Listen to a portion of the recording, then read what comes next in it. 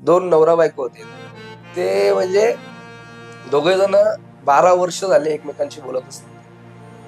म्हणजे आणि त्या ताईंनी मला बोलवलं की म्हटले की माझ्या घरी गोंधळ जागरण करायचंय, पण माझे मिस्टर माझ्याशी बोलत नाही.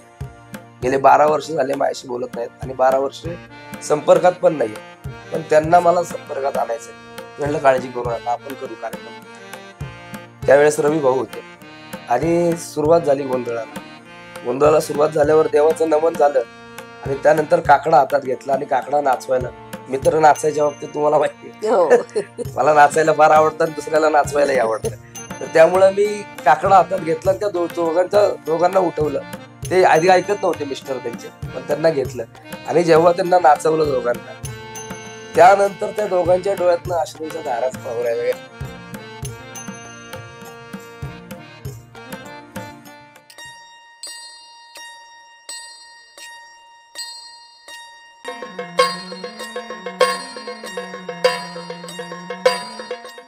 नमस्कार मंडळी, मी शर्मिला नगरकर संस्कृती आणि विचार या माझ्या चॅनलवर आपल्या सगळ्यांचं स्वागत करते.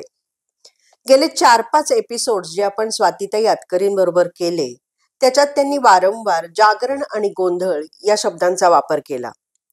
आम्हाला त्या एपिसोड्सवर ज्या कमेंट्स आल्या त्याच्यात बऱ्याच लोकांनी विचारलं की जागरण गोंधळ काय आहे, विशेषतः यंग जनरेशन याची आम्हाला पूर्णपणे माहिती दिलीत किंवा ते करणारे कोण लोक असतात किंवा त्याची काय पद्धत आहे, रीत आहे, हे जर कळलं तर त्या बाबतीत आम्हाला माहिती द्या.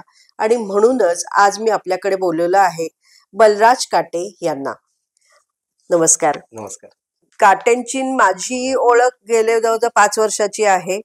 आतापर्यंत काटेंनी माझ्या घरी पण 2-3 वेळा जागरण गोंधळ केलेला आहे. आमच्या सगळ्या ग्रुपमध्ये पण ते येतात जागरण गोंधळ करायला. तर आता आज आपण त्याच्या मागची सगळी माहिती त्यांच्याकडनं जाणून घेऊ. माझा पहिला प्रश्न असा होता की जागरण गोंधळ म्हणजे काय आणि ते कधी करतात? जागरण गोंधळ हे नाव अगदी उलट आहे. गोंधळ, भराड गोंधळ जागरण असं त्याचं नाव. अच्छा. भराड जे असतं ते नाथांचं असतं, गोंधळ जो असतो तो देवीचा असतो आणि जागरण जे असतं ते खंडोबाचं असतं. आणि हे फक्त आपल्या धार्मिक विधी कार्यात करतात.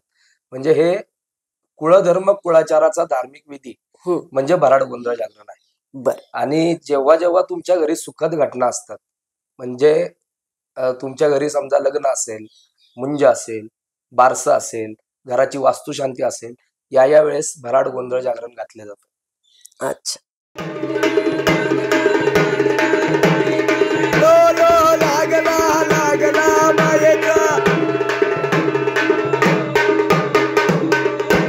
जागरण कोणाचं असतं, गोंधळ कोणाचा घालतात ते आता तुम्ही सांगितलंच, पण ते थोडंसं विस्तारित करून सांगा ना. ऍक्च्युली कसं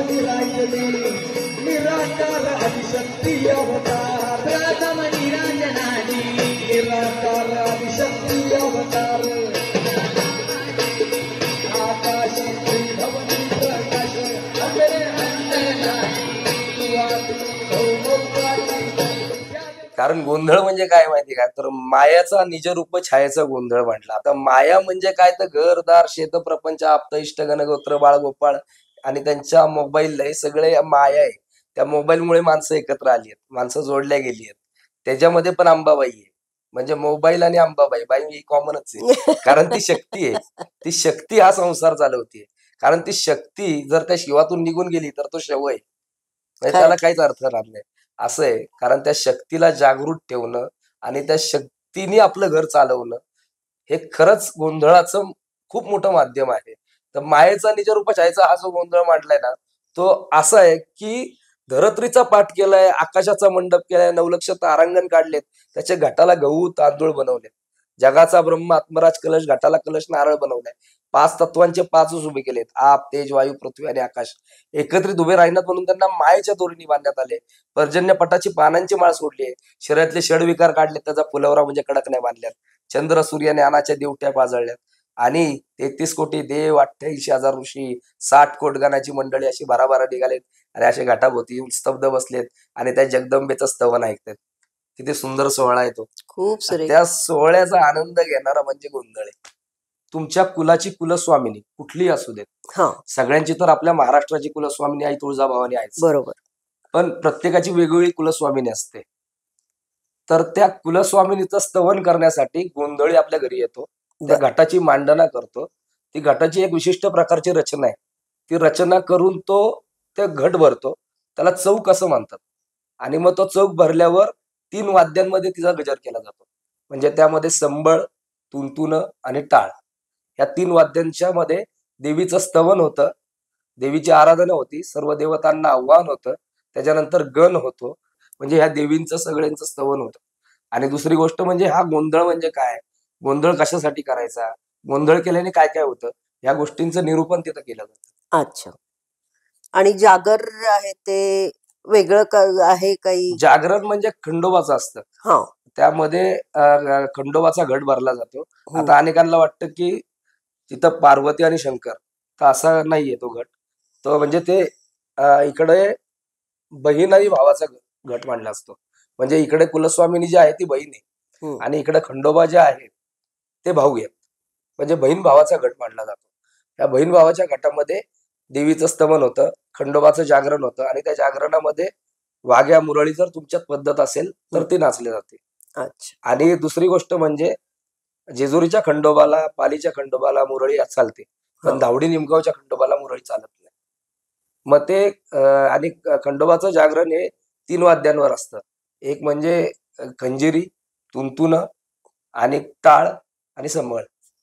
अच्छा, म्हणजे संबळ देवीला पण लागते आणि खंडोबांना म्हणजे पण. तो हा. शक्यतो वाद्यांचा भरणा असावा म्हणून अच्छा. वाजवतात. ओके. पण तसं तर फक्त जागरण हे दिमडीवरच चालतं, म्हणजे खंजिरीवर. अच्छा. देवीच्या गोंधळाला संबळाचं महत्व आहे, तर संबळ म्हणजे काय याची माहिती सांगा ना आम्हाला. संबळ म्हणजे 6 मेळांचा संबळ आहे. म्हणजे हा संबळ जर तुमच्या घरामध्ये वाजला तर सकारात्मक ऊर्जा निर्माण होते. म्हणजे तुमच्या घरातल्या ज्या काय वाईट गोष्टी आहेत, वाईट प्रवृत्ती आहेत, त्या आवाजाने, त्या कंपाने बाहेर निघून जातात. दुसरी गोष्ट म्हणजे हा वाद्य जे आहे ते चंड आणि मुंड हे दैत्य होते. त्या दैत्यांचं खंडन जेव्हा झालं, त्या त्या दैत्यांनी जगदंबेकडे वरदान मागितलं की आम्हाला आयुष्यभर तुझ्या सेवेत राहावं आणि मृत्यूलोकातही आमचं नाव टिकावं, याकरता आम्हाला तुझ्या पायास्थळी वरदान पाहिजे. मग ते चंडमुंडांचा संबळ केला आणि तो जगदंबेचा वाजवला. असा तो जगदंबेचा संबळ आहे, चंडमुंडांचा. अच्छा. चंड आणि मुंड हे दैत्य होते, त्या दैत्यांचा संबळ बनवलेला आहे. तो पूर्वीच्या काळी होता तो चामड्याचा होता. आता कालानुरूप बदलत गेला. लाकडाची पुढं होती, तिथं तांब्याची पुढं आली, लोखंडाची पुढं आली. म्हणजे जसं जसं काळ बदलतोय तसं तसं वाद्याचा प्रकारही बदलत चाललेला आहे. जागरण गोंधळ या विधीमध्ये गोंधळींची भूमिका नक्की काय असते? गोंधळी किंवा वाघ्या मुरळी हे जे काय आहेत किंवा भराडी हे जे आहेत हे त्या देवाचे दास आहेत. म्हणजे भराडामध्ये नाथांचे भक्त जे आहेत ते भराडी, डवरी, नाथपंथी समाजाचे लोक असतात. तसेच सेवक म्हणजे म्हणू आपण. गोंधळाचे देवीचे उपासक जे आहेत ते गोंधळी समाजाचे लोक असतात आणि खंडोबाचे उपासक जे आहेत ते वाघ्या आणि मुरळी असतात. तर हे जे वाघ्या, मुरळी, भराडी, डवरी, गोंधळी लोक जे आहेत ते भक्ताच्या आणि देवाच्या मधला दुवा आहेत. म्हणजे हे दोघांचं कनेक्शन करून देणार आहेत. तुमचं गारानं देवापुढे मांडायचंय तर मग ह्या लोकांना आमंत्रित करतात आणि गोंधळ जागरण करतात. जागरण गोंधळासाठी संबळ नंतर तुंतुण ही ठराविकच वाद्ये वाजवली जातात, तर त्याच्या मागे काय कथा आहे ती सांगा ना. म्हणजे कसं आहे की ज्या वेळेस महिषासुराचं या जगदंबेने खंडन केलं, त्यावेळेस ही जगदंबा शांत व्हायला तयार नव्हती. त्याचं खंडन करून देखील ती शांत होत नव्हती. तेव्हा ब्रह्मा, विष्णू आणि महेश या तिघांनी काय केलं की या जगदंबेचे स्तवन केलं. तर स्तवन केलं तर शिवानी काय केलं, आपल्या हातातला जो डमरू होता त्याचा संबळ तयार केला आणि विष्णुदेवांनी तुंतुन तयार केलं आणि ब्रह्मदेवाने करकमलांचे टाळ तयार केले आणि ह्या जगदंबेची स्तुती गायला लागले आणि त्यावेळेचे सत्य लोकातले पहिले गोंधळी ब्रह्मा विष्णू महेश या तिघांनी या जगदंबेचा गोंधळ घातलाय. अच्छा. आणि ते काहीतरी आतड्यांपासून ते तारा तारा बनवल्या. बनवून हा तुंतुन केलं. हा म्हणजे हा. ब्रह्मरुद्र रंध्रामधून त्या शिरा काढल्या आणि त्या शिरांचं तुंतुन तयार केलं. अच्छा. हा. गोंधळींचा मान काही ठराविक लोकांनाच असतो का? हो, नक्कीच. म्हणजे गोंधळी हे जातीवंत आणि परंपरानुसार चालत आलेली गोंधळी आहे. म्हणजे पहिल्या युगामध्ये ब्रह्म विष्णू महेश यांनी गोंधळ घातला, तर त्यानंतर जी परंपरा चालत आली ती मृत्यू लोकात जेव्हा हा गोंधळ आला, हम्म. तेव्हा तो गोंधळ एका विशिष्ट घराण्यांकडे गेला आणि अगदी संतांपासून छत्रपती शिवाजी महाराजांपासून ही परंपरा चालत आली. त्या परंपरेला अनुसरून हे गोंधळी समाज निर्माण झालेला आहे. अच्छा. पण मग याच्यासाठी काही तुम्हाला आधी म्हणजे हे असतं का, काही शिक्षण घ्यायला लागतं किंवा काय शिक्षण म्हणजे परंपरागत ऐकत ऐकत घराण्याच्या वारसा पुढे चालत राहतो. अच्छा. ऍक्च्युली माझ्या 3 पिढ्यांनंतर मी या गोंधळ व्यवसायात आलेलो आहे. हो का? माझे एकनाथ काटे म्हणून होते आमच्या समाजाचे, म्हणजे माझे पणजोबा. हम्म. तर ते पुण्यामध्ये सर्वोत्तम संबळवादक होते. म्हणजे त्यांनी अगदी पेशवेकालीन मानाचं कड जिंकलेले संबळवादक म्हणजे ते होते. आणि त्यांनी पहिला पेशव्यांच्या दरबारात गोंधळ घातला होता. तेव्हा मानाचं कड त्यांना मिळालं. आणि ही परंपरा आता आमच्या 2-3 पिढ्यांमध्ये झाली नाही. पण मग मला अचानक कसं काय त्यात मी ऍक्च्युली लग्न झाल्यानंतर या गोंधळ कलेमध्ये आलो. अच्छा. पण मग आता तुम्ही एकटेच आहात का, भाऊ वगैरे पण कोणी तुमचे नाही, हे भाऊ आहे? माझ्याबरोबर आरत्या करायचा नवरात्रात. आम्ही हा. 200-250 घरी आरत्या करायचो, बर. दोघंही भाऊ. हम्म. तर त्या आरत्यांपासून आम्हाला सुरुवात झाली. ऍक्च्युली माझे मामा जे होते, त्या मामांनी मला पहिल्यांदा सुरुवातीला आरत्यांना घेऊन जायला लागले आणि त्यानंतर मला या गोंधळ कलेची आवड निर्माण झाली. संबळ वाजवायची. मी आधी कुकरची भांडी जी होती, ती पालथी घालायचो आणि ती वाजवत बसायचो. आणि मग त्यानंतर संबळ आईने हळूहळू घेतला, मग तो वाजवला. मग मी नवरात्रात पुणे शहरामध्ये आरत्या करायला लागलो. मग अनेक ठिकाणी आरत्या करत असताना मग गोंधळ कलेची आवड निर्माण झाली. माझे गुरु रवींद्र पाचंगे हे मला भेटले आणि मग त्यांच्याकडे बघून बघून मला गोंधळ करायची आवड निर्माण झाली आणि त्यांनीच मला प्रोत्साहन दिलं गोंधळ कलेकडे. अच्छा. तसा मी साऊंड रेकॉर्डिस्ट आहे. मी नंदू पळांच्या स्टुडिओत होतो. आता तुम्ही नवरात्रातल्या आरत्या असं म्हणालात, तर ते काय हे असतं म्हणजे? नवरात्रामध्ये जेव्हा घटस्थापना होते, तेव्हा गोंधळी जाऊन प्रत्येकाच्या घरी आरती करतो. म्हणजे देवीची आराधना होते. प्रत्येकाच्या घरात हे संबळ हे वाद्य वाजले गेलं पाहिजे. हम्म. तिची आरती झाली पाहिजे रोजच्या रोज. अच्छा. आपण दुर्गे दुर्गड वारी वगैरे आरती म्हणतोच, पण त्या आरतीच्या व्यतिरिक्त गोंधळ्यांची एक वेगळी आरती असते. ती आरती प्रत्येकाच्या घरोघरी घटस्थापनेच्या वेळेस झाली पाहिजे. अच्छा. हा. तर 9 दिवस मग ती करायला पाहिजे हो. आहे का, काही फक्त अष्टमीला केली वगैरे तर चालतं? काही जण अष्टमीला करतात, कारण काय असतं आता प्रत्येक जण कामाधंद्याला असतं, नोकरीला जातात. मग त्यामुळे घरात कुणी व्यक्ती नसतं. त्यामुळे मग ज्या दिवशी ते सुट्टीवर असतात त्या दिवशी म्हणतात की एक दिवस आमच्या घरी आरती करून जा. मग अच्छा. त्यावेळेस त्यांच्या घरी आरती होते. नाहीतर मग इतर मराठा समाजामध्ये किंवा इतर कुठल्याही समाजामध्ये हे रोजच्या रोज घटस्थापनेची आरती होतेच होते. अच्छा. वाघ्या आणि मुरळी म्हणजे काय? याच्या मागे काय कथा आहे? वाघ्या मुरळी हे जागरणामध्ये असतात. म्हणजे खंडोबाचं जागरण असतं ना त्यामध्ये असतात. तर सुवर्णाचे गड जेजुरी दक्षिणात कोट, नवखंडाचे माणूस येऊन बोलती येळकोट, नाना परीचे नवस करती भाव धरुणे नीट, आणि कन्या पुत्र मागती गाड्या घोड्या दौलत, भाव पाहुनी देव पावला पठारचा राजा, आणि चला जाऊ जेजुरी पाहू मायबाप राजा. हा मायबाप राजा आहे. जेव्हा जेव्हा तुम्ही त्याच्याकडे काय मागाल तेव्हा तो तुम्हाला देणार आहे.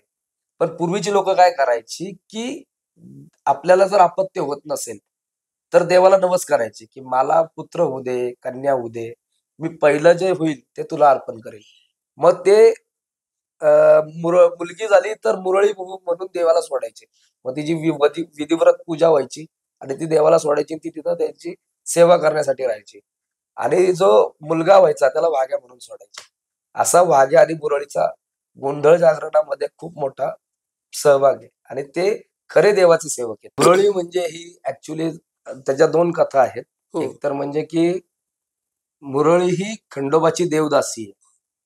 म्हणजे श्रीकृष्णाची मुरली, ती श्रीकृष्ण एकदा आपल्या वडिलांना भेटायला गेले आणि भेटायला गेल्यावर ते वडिलांनी त्यांचा आदर सत्कार वगैरे केला आणि मग त्यानंतर आदर सत्कार केल्यावर हे आदर सत्कार घेऊन मुरली तिथंच विसरून गेले. त्यांच्या पिताश्रींना वाटलं की ह्याचं काहीतरी नक्कीच प्रयोजन असणार आहे, ही मुरली असंच तो विसरून जाऊ शकत नाही. मग ती मुरली त्यांनी आपल्या जवळ ठेवली आणि रात्रीच्या वेळेस कोणी घरात नसताना एकदम शांतपणे त्या मुरलीशी त्यांनी गप्पा मारल्या, की त्यांना विचारपूस केली, की हं. तू कोण आहेस आणि तू कशी काय आलीस यांच्यापाशी? तर तिने सांगितलं, की मी इंद्राच्या दरबारात अप्सरा होते आणि इंद्राच्या दरबारात अप्सरा असताना मला अ, इंद्रदेवांच्या तिथे खूप मान होता आणि मग मान असल्यामुळे मी सर्वात लाडकी त्यांची नृत्यांगना होते आणि गायन करायचे. मग सर्वांपेक्षा श्रेष्ठ आहे असं समजून इंद्रांनी मला खूप मान दिला आणि तेव्हा मला त्याचा गर्व झाला आणि मी एक दिवस इंद्रांना असं केलं, की इंद्रदेवांना थट्टा करायची म्हणून आपण त्यांच्याकडे जायचंच नाही, नाचायचंच नाही आज आणि मग गाणंही म्हणायचं नाही. बघू काय होतंय. तर ती थट्टा हिनी आपली केली आहे याचा राग इंद्रदेवांना आला. त्यांनी तिला श्राप दिला आणि त्यांनी सांगितलं, की "तू जेव्हा भूतलावर जाशील, त्यावेळेस तू मुरळी होऊन म्हणजे मुरळी म्हणून तिथं राहशील." हं, असं. हं, हं. म्हणून ती मुरळी खंडोबाची मुरळी म्हणून आहे. अच्छा अच्छा.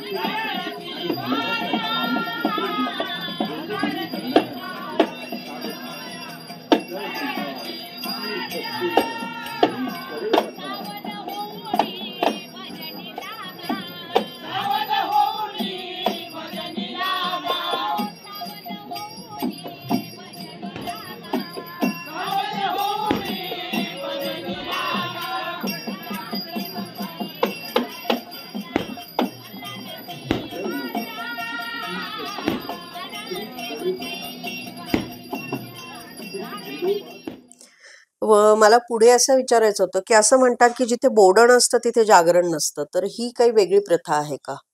बोडण म्हणजे काय, की आपल्या घरात जेव्हा शुभ कार्य काढतो आपण, हं. तेव्हा जसं पाहुण्यांना आमंत्रण देतो, तसं देवादिकांनाही आमंत्रण देणं हे आपलं कर्तव्य आहे.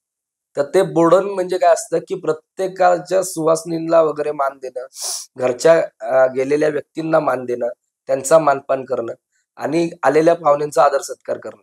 बोडणाचा असा प्रकार आहे, की जे आपण देवक बांधतो, ते नारदाला बांधतो. हां. नारद दाराशी बांधतो आणि मग तो नारद का तर बाबा आपल्या घरात शुभ कार्य आहे ते निर्विघ्नपणे पार पडू दे आणि ह्याच्यामध्ये कुठलीही बाधा आली नाही पाहिजे. किंवा नारदांची सवय सगळ्यांनाच माहिती आहे, की ते बाहेर जाऊन कुठं ना कुठं चुगली करतात. हो. तर ते होऊ नये म्हणून ते नारदाला दाराशी बांधतात. हं. ही बडणाची प्रथा आहे आणि बडणाचाही गोंधळ असतो. असतो? हो. अच्छा. नाथांचं भराड म्हणजे काय? त्याच्यात काही वेगळेपण आहे का? नाथांचं भराड म्हणजे हे नाथपंथी, भराडी, डवरी हं. या समाजाची लोक नाथांचं भराड करतात. नाथ म्हणजे हे प्रत्येकाच्या गावाच्या वेशीच्या बाहेर काळभैरवनाथाचं मंदिर आहे. मस्कोबा, म्हसोबा, ज्योतिबा हे सगळे नाथांचे प्रकार आहेत आणि हा सगळा नाथांचा मार्ग आहे म्हणजे गुरुचा मार्ग आहे. तर आदिनाथ हे सगळ्यांचे श्रेष्ठ नाथ म्हणजे होते. महादेव. बरोबर. महादेव. तर आदिनाथांचं स्मरण केल्यावर भराडाची परिपूर्णता होते. हं. पण भराड हे असं काय की आपल्या घरामध्ये भरभराट व्हावी म्हणून नाथांचं भराड हे करावं लागतं. नाथांचं भराड करणं हे भक्ताचं आद्य कर्तव्य आहे. कारण का की नाथांचं भराड हे म्हणजे सुरुवातीलाच नाथांचं भराड व्हायला पाहिजे. पहिला भराड असतं, त्यानंतर गोंधळ असतो आणि त्यानंतर जागरण असतं. अच्छा. नाथांचं भराड का करायचं तर आपल्या संसारामध्ये, आपल्या परिवारामध्ये भरभराट व्हावी म्हणून नाथांचं भराड करणं हे भक्ताचं आद्य कर्तव्य आहे. गळ्यात शैली शिंगी जोगी हायराव सरदार आणि जोगेश्वरी शेषाची कन्या हिचे ते भ्रातर. घेऊन विषाचा प्याला काळोखी बसली झैऱ्याची आणि पहा रोकडे प्रचिती ऐका या भैरवनाथाची. या भैरवनाथाची प्रचिती फार रोकडी आहे. देईल त्याला निदाई देतो आहे का नाही असा हा भैरवनाथ आहे. मग या नाथांचं भराड का करायचं तर आपण नाथ हे प्रत्येकाच्या गावाच्या वेशीच्या बाहेर आहेच. कुठल्याही तुम्ही गावाच्या वेशीच्या बाहेर गेलात तर काळ भैरवनाथाचं मंदिर हे आहे. आहेच. मग ते काळ भैरवनाथाचं स्तवन करणं म्हणजे तो रक्षक आहे आपला. पहिले रक्षकाला मान देतात आणि मग आतल्या देवांना. अच्छा. खूप छान वाटलं हे वेगळं, म्हणजे त्यांनी जो तो एक म्हटलं श्लोक छोटासा, तो पण खूप छान वाटला ऐकायला.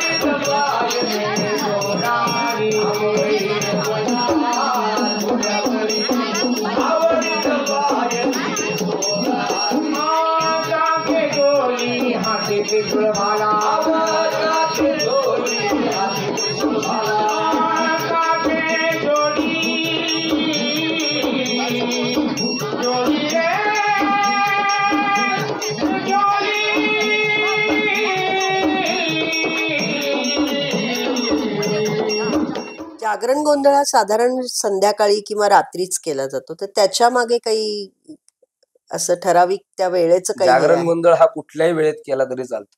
अच्छा. हा, कारण की का माहितीये का, की तुम्ही जर जेजुरीला गेलात किंवा खंडोबाच्या कुठल्याही हो. देवस्थानाला गेलात, तर तिथं दिवसभरात कधीही चालू गोंधळ असतो, जागरण बरोबर आहे. चालू असतो. गोंधळ जागरण करण्याला कुठल्याही वेळेचं बंधन नाही आणि तो रात्रीच केला पाहिजे असं तर मुळीच नाही.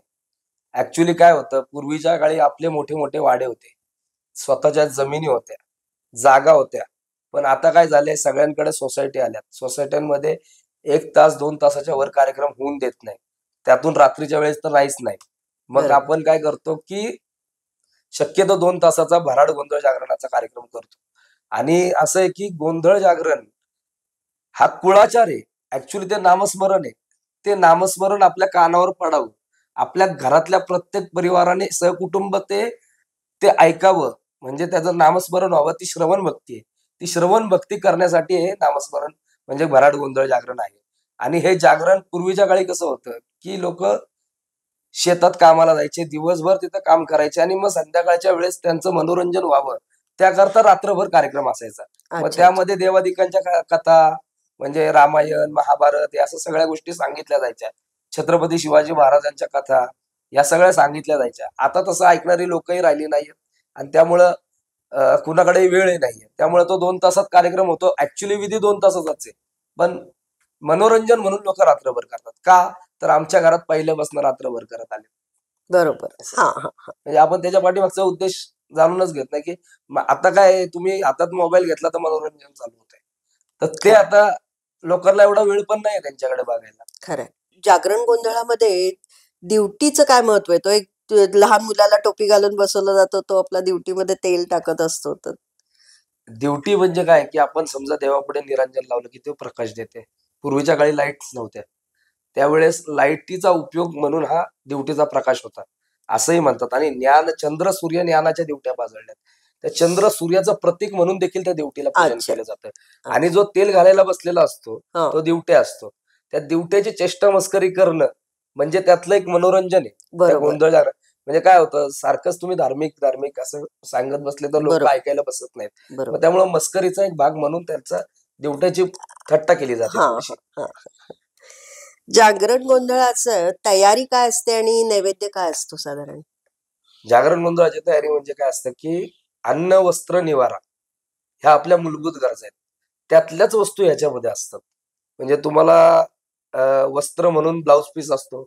अन्नधान्य म्हणून तुम्हाला गहू, तांदूळ, तांदूळ. गहू हा हो. असं.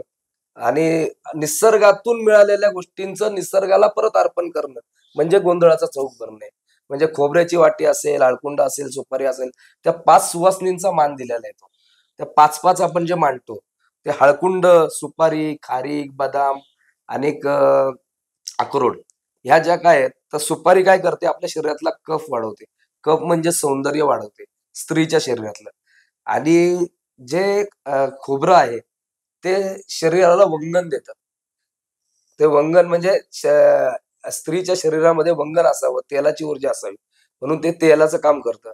बदाम तिची बुद्धिमत्ता चालक राहावी म्हणून बदामाचं असतं. खारीक म्हणजे तिची स्ट्रेंथ म्हणजे ताकद वाढावी म्हणून असतं. आणि हा सुवासिनींचा मान आहे. आणि वस्त्र म्हणजे तिचं जी लज्जा राखण्यासाठी तिला ते दिलं जातं. हा सगळा स्त्रीचा अलंकार आहे आणि तोच तिला अर्पण करतो आपण.